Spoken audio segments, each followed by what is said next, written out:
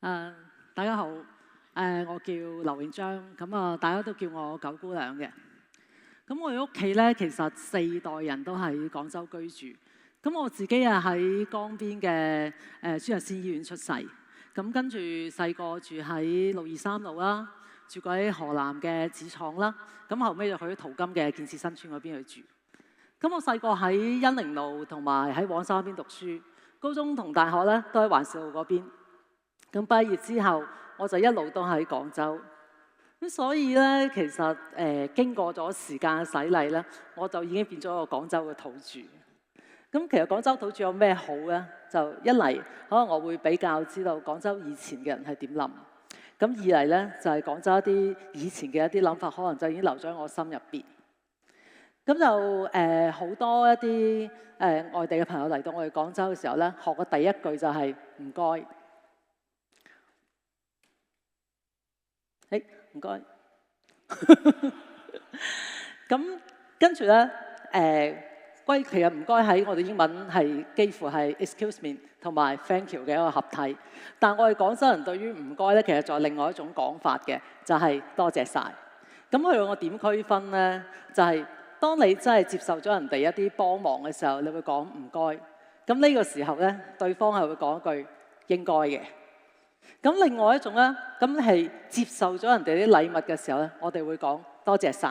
咁譬如講你結婚，咁你就收咗封大利是，咁呢個時候你梗係會講多謝晒。咁呢個時候你身邊嘅朋友會同你講話講呢啲。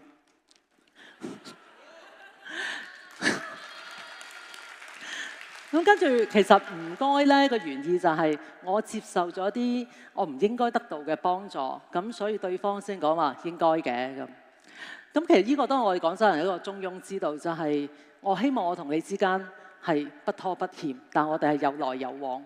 咁而做嘢，我哋都希望係覺得人哋覺得自己。咁其實呢句話咧係普通話入邊嘅你好我好，咁就係唔犧牲我自己，亦唔犧牲你。咁其實呢樣嘢都變咗我自己一種待人接物嘅準則。咁喺3年之前咧，咁我同幾個本地嘅一啲女仔，我哋就做咗一個公益項目，叫做拾房子。咁專門去幫一啲低收入家庭咧去做一啲房屋嘅改造。咁但係佢同我哋喺電視入邊見到嘅夢想改造家唔同嘅咧，就係我唔係要佢間屋有幾靚，而係我會睇翻佢自己嘅背景，佢所處嘅階層，甚至乎佢同鄰里關係同埋佢屋企人嘅關係，我哋俾佢一啲適當嘅一啲改造。咁我而家你見到呢一張圖係喺南華西街梁姨嘅屋企。咁因為佢係比較靠海同子嘅，咁以前我有啲朋友住嗰邊咧，所以我都成日過去。咁我嗰日去到見到呢一個場景嘅時候，其實當時我都有嚇親。咁但係因為我嗰日係去徵得佢同意，就係俾我入屋去做佢嘅改造。咁老實講，其實梁姨嗰時唔係好想睬我，因為俾着你有個陌生人嚟你屋企，又話改你間屋，其實你都應該唔會係咁遠啦咁。咁我就開始同佢傾就喺南華西街有邊啲比較好嘅地方啊？你喺邊度買餸啊？咁同時我隻眼就開始真係瞄佢間屋。咁喺張圖嘅後邊咧，其實我發現咗有套酸枝椅。咁我就同佢講話：咦，我話梁姨點解你屋企有套酸枝椅嘅咁？咁佢就幾開心同我講話：哦，因為我親戚送。咁後邊我再睇下，咦，好似有啲當年幾 hit 嘅一啲燈籠。咁我又問佢，我話：你呢個梁姨個燈籠點嚟嘅？佢話：我啲社工哥哥送嘅咁。咁從嗰陣時開始咧，佢開始對我講嘢有啲笑容。咁我先發覺其實咧，佢開始覺得佢唔係淨係俾我過嚟救助佢，佢開始覺得我係有啲嘢同你晒，可以晒命咁解。咁我諗翻起咧，其實我哋身邊好多朋友都會可能去過啲低收入家庭屋企去做過一啲嘅支持啊咁樣樣。咁佢哋可能都有啲場景就係一班人入到人哋屋企，跟住咧就可能攬住人哋嘅膊頭，同人講話加油咁啊，跟住親切會面，跟住再送米送油送鹽，咁啊最後再拍拍人膊頭，咁啊出咗門口，跟住可能再加多一句就係他們真係很不容易。咁但係其實我喺度諗，如果試下佢唔係依個人，你試下去一個普通人屋企，你敢唔敢一入屋攬住個主人家同佢講你加油？應該唔會係咪？因為其實我哋知道佢窮人啊嘛，因為我哋覺得我哋可以咁樣去做啊嘛。咁但係我哋覺得就話，其實如果你又覺得人覺得自己，你要知道佢係一個點樣嘅人咯。咁喺開始咗呢個項目之後，我哋就做咗第一件事，就幫佢執屋。咁大家而家見到呢一沓嘅報紙咧，就喺我哋喺個角仔嗰度清咗大概4車嘅報紙落嚟，呢個其中嘅1車。咁嗰日我哋搞到下晝嘅時候咧，其實我有事走先。咁跟住我同事夜晚同我講，佢話：阿兩姨喺個垃圾站嗰度將啲報紙攞翻晒翻嚟。攞咗咁多啦咁。咁我點解咧咁？咁但係我唔可以斥責人哋，因為啲人哋啲嘢嚟嘅。咁我就轉頭翻去問佢，我話：兩姨點解你又攞翻報紙翻嚟嘅咁？咁佢就話講翻起，其實喺幾年前咧，佢有個習慣就係過年前啲報紙係平過過年之後，佢係想過年先至賣。咁但係當年嘅報紙價係9毫幾紙一斤，結咗過咗年，個價一路跌，跌到我見佢嗰陣時跌到5毫紙。咁所以嗰時我覺得就話，可能對於我嚟講，呢個係一啲舊報紙、廢報紙，但係對佢嚟講好似股票咁。然之後佢甚至乎係想攞呢沓報紙換3萬蚊，幫佢個有罕見病嗰個仔去買張床。可能你會覺得好誇張，但係其實嗰陣時我係明嘅。我唔知道在座各位有冇幫屋企買過報紙？我係有嘅，我就屋企負責買報紙嗰個。即係所以我係好清楚啲，就係攞條尼龍繩點樣綁住啲報紙，跟住攞去垃圾站去賣。我都好知我細個嗰陣時，當我需要錢，我就係靠賣報紙同埋過年啲利是去換啲我得貴嘅嘢。咁只不過呢啲諗法其實我哋好多小朋友都有㗎，只不過佢係大人咁解啫嘛。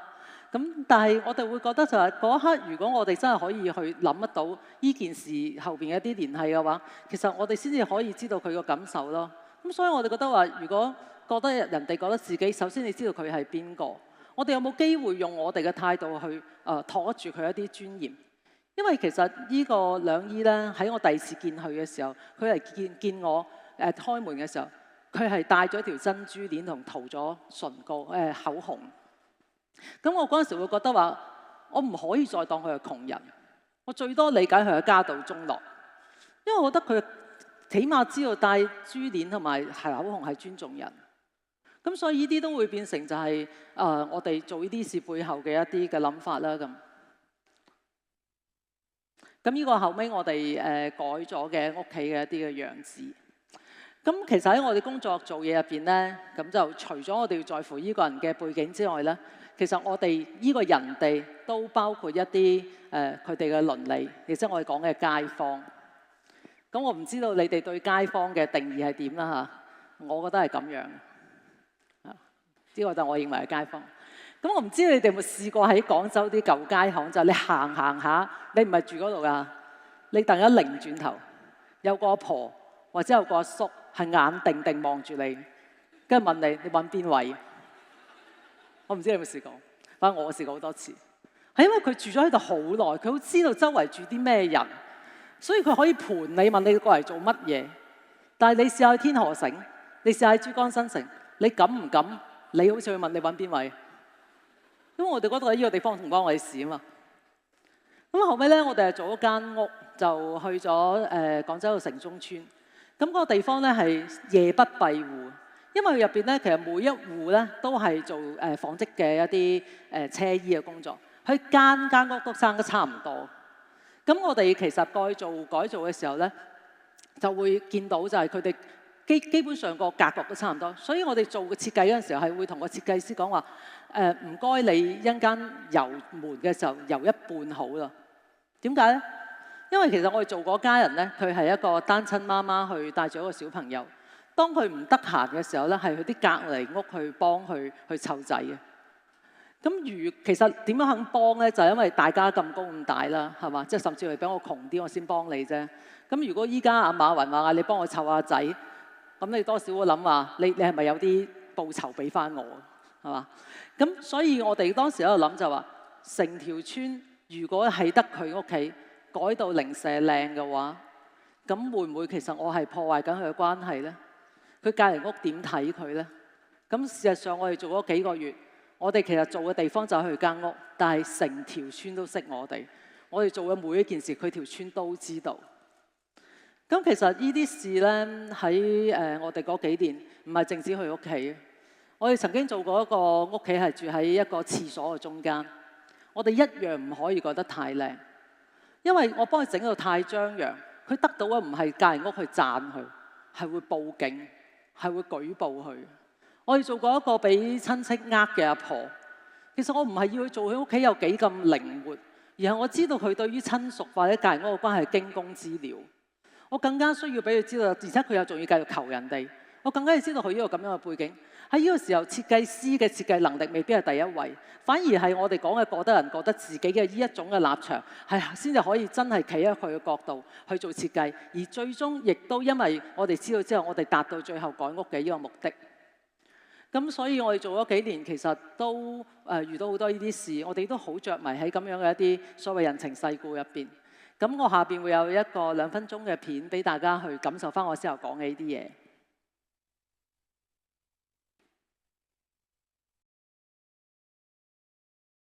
好風啊喎，好凍啊喎，我怕冷親你啊！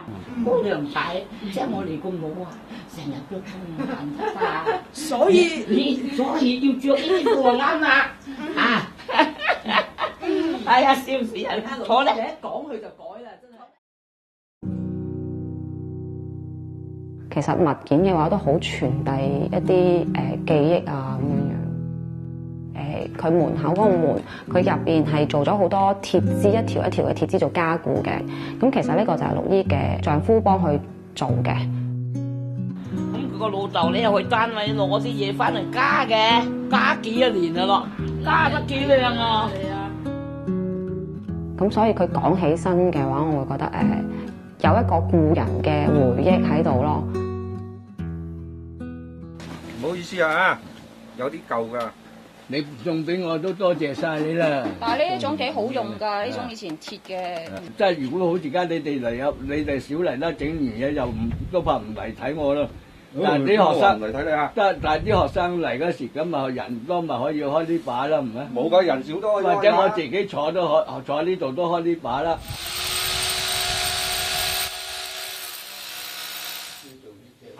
俾你摸下。係咪喺呢個位置㗎？係中差唔多啦。哦，係啦。嗱，到頂㗎啦。係啊。即係啱啱風扇底啦。邊就係佢啲風扇葉。呢度係底。係啦。朱伯，你緊唔緊張啊？影相喎。影相又唔係緊張啊！嗱，影相佢仲咁樣啊！點啊？咁樣企法得唔得啊？咁樣。整個示範俾我，我又做個示範俾你。你話咁樣又得？1、2、3。正經咪咁樣。在孤單生命裡冒昧造訪的一群年輕人打破了沉寂。當初對生活對自己毫不在乎的朱伯終於打開了心扉。呢啲係我哋之前做緊嘅事，我哋好中意做嘅事。咁雖然而家我哋嘅工作其實已經從一啲低收入家庭、老人已經轉咗去殘障一個創新嘅領域，但我哋廣州人有句就係咩人做咩嘢。咁其實而家做嘅事，我嘅初心係冇變嘅。咁可能講到依家會有啲朋友話：呢啲關我咩事？好多謝 TAP 珠江新城俾咗一個機會，一個純粹廣州人上嚟講一番咁樣嘅話。我覺得好多在座各位一啲喺嚟廣州工作嘅朋友。一啲可能嚟喺廣州超過10年嘅朋友，你可能知道我哋廣州人中意飲早茶，但你唔知我哋廣州人飲早茶嘅時會噏乜嘢。你可能會知道有東山有西關呢一啲我哋廣州文化地標，但你可能唔知道東山西關對於我哋呢幾代人嘅影響係咩事。亦都好多人會話我哋廣州人好實際，有 AA 啦咁。但係其實你可能唔會知道，我哋喺實際嘅背後，其實真係有一種覺得人覺得自己，我哋係衡量過對你好，我哋先會咁樣去做。咁我舉個例子啦，咁之前其實我幾中意同呢啲司機傾偈。咁佢同我講話，每次去打電話俾個客嘅時候咧，當然有啲人佢會講，佢就話我嘅定位係準確嘅，你嚟接我啦咁。但係好多廣州人佢會話，司機你喺邊度啊？不如我去揾你啊！因為其實佢考慮呢件事係話，我睇到你特別喺廣州有好多橫街窄巷，其實一個唔係本地或者唔係呢度嘅司機，佢好難揾。有啲人佢會在意就係我要行使呢個權利，但係廣州人會諗，我嚟揾你，慳你時間，亦都慳我時間。佢諗呢件事嘅時候，佢唔係淨係在乎自己嘅利益，而係佢會諗下成個全局點樣先至係對大家係你好我好嘅一件咁樣嘅事。咁我諗可能喺廣州，我哋繼續生活落去，我哋仲會有好多我哋中意嘅嘢。咁但係我都好衷心希望就係話，好多嚟廣州嘅朋友，你唔單止可以廣州可以飲早茶，可以去東山西關去打卡，而係可以多啲時間同本地人去傾偈，睇佢點樣諗嘢嘅，佢點樣理解呢個世界。可能佢未必對你做嘢好有用，但係呢一種嘅生活智慧，其實佢會啟迪我哋一啲工作最核心、最內邊嗰層。我始終覺得就係覺得人覺得自己嘅呢一種嘅同理心，佢同我哋而家可能全球講緊與人為本嗰種，通過搜索、通過去訪問、通過用數據分析呢種方法，或者猜你時間呢種嘅數據分析唔同嘅就係，佢可以將我哋自己本身、對方嘅背景、對方所在嘅環境，甚至乎社會文化，去包容喺入邊，而產生一種動態更好嘅關係。我希望呢一種可能講唔清，亦都無形嘅呢一種嘅心態，可以帶俾你一啲嘅啟迪。多謝大家。